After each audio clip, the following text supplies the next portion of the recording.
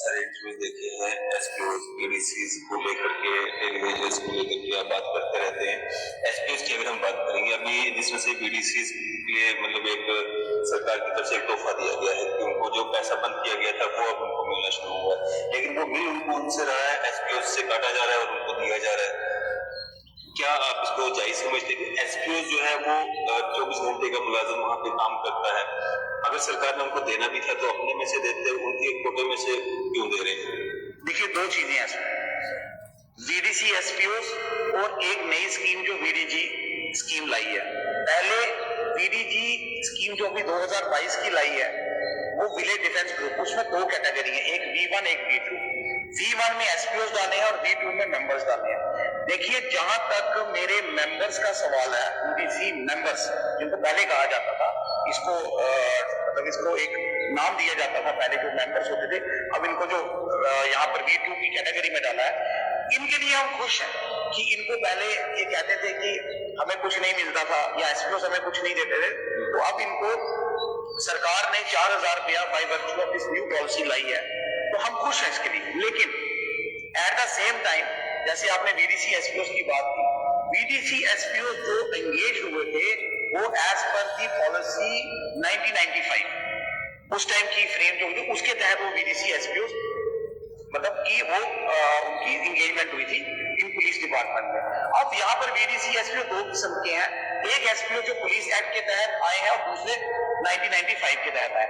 अब जो 1995 के तहत आए थे, 1995 से लेकर टिल अभी तक, मतलब तो जब तक ये नई पॉलिसी नहीं आई तब तक इनको 18,000 रुपया सरकार देती थी।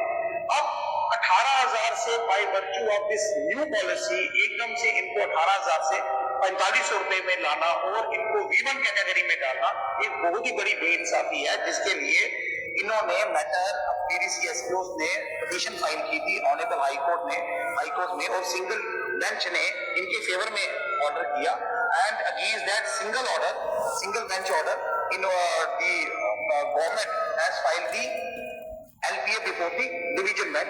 वो मैटर भी सब जुडाइस है, let that matter be decided and accordingly उनके जो भी डिसाइड हुआ। लेकिन अत्याचार, मैं आपको आज भी कहता हूँ, बहुत अत्याचार वीडीसी एसपीओ के लिए हुआ, क्योंकि आप बताइए जिन्होंने 18,000 के पीछे लोन लिए होंगे, उस देखिए ना, बैंक जो है, बैंक 18,000 के पीछे ही आपको लोन देगी।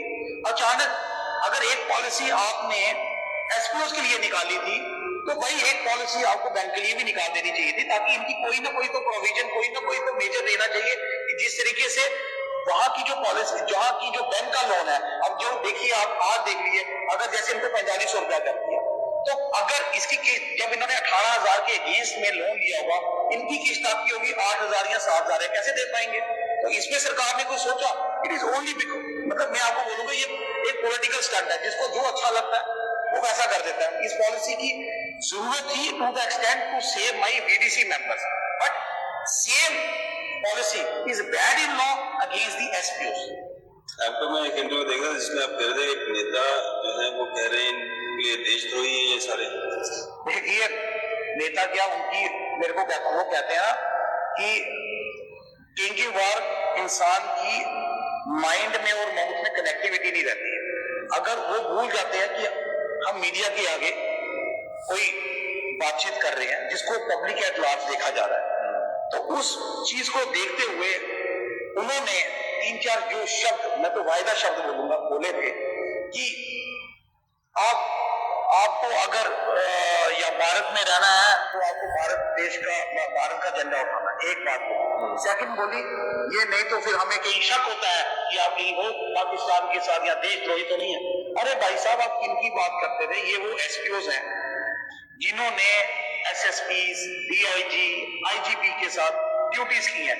ये वो एसपीओ हैं जिन्होंने जब भी कोई मिलिटेंसी अटैक होता था तो पहले जाके यही गोली खाते थे और वही शहीद होते थे, जिनको हम बोलेंगे एक इसमें फ्रीडम फाइटर का ही इनको वो देंगे, क्योंकि ये लोग देश के लिए लड़ने वाले लोग हैं। आप उनको देशद्रोही कहोगे तो फिर कैसा चलेगा? तो इसलिए इनकी, मैं आपको बोल देता हूँ ना, ये आज अगर ये कुछ नेता लोग ये भूल जाते हैं कि ये वो जनता है जो आपको चढ़ाती भी है और ये वही जनता है जो आपको ऊपर से नीचे गिराती है। लेकिन जी सरकारों ने एसपीओ के साथ जो किया सो किया, लेकिन नेताओं ने भी कुछ छोड़ा नहीं। कुछ इकट्ठा एसपीएस को पक्का करवाने के नाम पे, उनकी पॉलिसीज फ्रेम करवाने के नाम पे, कोर्ट के माध्यम से उनकी लड़ाई लड़ने के नाम पे इकट्ठा किया और आज रूलिंग पार्टी का एक हिस्सा बने हुए हैं। देखिए बड़ा अनफॉर्चुनेट बात है। और अब तो वो एक्सपोज हो गया ना, अब तो एक्सपोज हो गया। अब देखिए कितना पैसा गया कितना नहीं गया उसमें तो मैं टिप्पणी नहीं करना चाहता क्योंकि मुझे पता नहीं है कि कितनी। लेकिन एजेंसी को पता करना चाहिए, बिल्कुल करना चाहिए, क्यों इस पे इन्वेस्टिगेशन होनी चाहिए क्योंकि ये गरीबों का पैसा है। आज अगर मैं किसी की एसपीओ के बोल दूं कि आपका इतना पैसा लगेगा कि मैं उधर जाके आपका वो काम करवा दूंगा, तो ये आपकी एक कॉन्शियस होनी चाहिए, ह्यूमैनिटी होनी चाहिए कि वो कौन लोग हैं, वो लोग हैं जो इतने गरीब लोग हैं। क्योंकि मैं ऑनेस्टली बोलता हूँ क्योंकि जितने इस पॉलिसी के बनने से ऐसे हमारे 15 चाहे वो हमारे कठुआ का है, सांबा का है या कोई मतलब आपका बनी का, बसोली का, डोडा, किश्तवाड़, रामबन, कहीं का भी भद्रवा का कहीं का भी एसपीओ है, नियरली अबाउट 15 एसपीओ ने सुसाइड कर दिया। And it is only because of this policy, क्योंकि वो अपनी गरीबी को ज्यादा देर तक बर्दाश्त नहीं कर पाए। और मैं उनके घर गया, जब मैं उनके घर में अभी पीछे एक पनेजा में बीडीसी एसपीओ ने जान अपनी सुसाइड कर दी, उसकी 2 बेटियां, बेटा अनएम्प्लॉयड लैब टेक्नीशियन, बाप बूढ़ा रह गया। और घर जब मैंने उसका देखा, दरवाजा नहीं, वहां तरपाल लगाया हुआ, छत भी नहीं। तो आप सोचिए क्या इनके साथ पॉलिटिक्स करना कहाँ की इंसानियत। तो चलो हम तो फाइट लड़ेंगे। मैंने उनको बोला कि क्योंकि ये मेरे पास जब एसपीओ आए थे, इनका ऑलरेडी केस हाई कोर्ट में चल रहा था, उन्होंने एडवोकेट्स ऑलरेडी हायर कर चुके थे। लेकिन अब मैंने इनकी तरफ से वकालतनामा दिया। जब मेरा नेम रिफ्लेक्ट होता है सेम केस में, यस, मेरा जब रिफ्लेक्ट होता है नाम कॉज लिस्ट पे, then I will also go and करेंगे बात। क्योंकि यहाँ जेड शाह जी हमारे सीनियर एडवोकेट हैं, वो इन्होंने हायर किए हैं, लेकिन with due permission of the honourable division bench as well as the non senior counsel, मैं भी अपनी आवाज रखूंगा उनके आगे, देखते कुछ ना कुछ इनके लिए अच्छी चीज आएगी।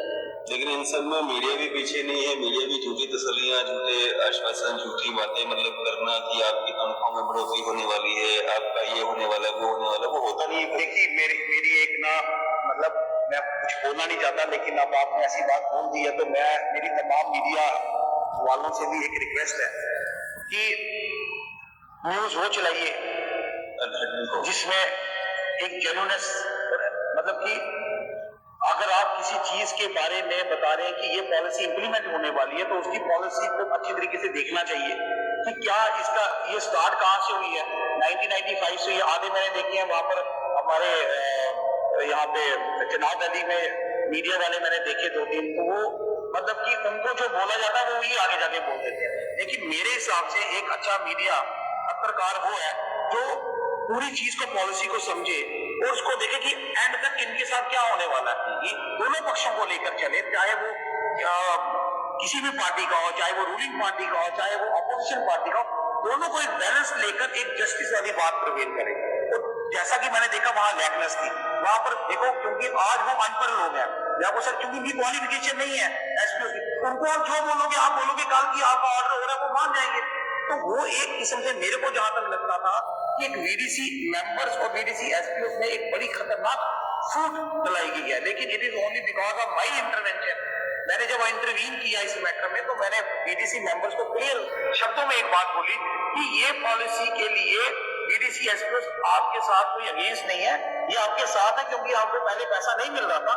हम खुश है कि आपको 4000 रुपया मिल रहा है, लेकिन 4000 से आपका भी घर नहीं चलेगा। 4000 से it should be increase up to 12,000। मैं कहता हूँ 25,000 रुपया दे दो। हमारे एसपीओ कहते हैं लेकिन हमारा 18,000 रुपया हमें सेव किया मिलना चाहिए। चलिए, शुक्रिया हमारे बातचीत करने के लिए। Thank you very much. ये थे हमारे साथ एडवोकेट मिथुन राठौर जी। आपकी सभी कह रहे हैं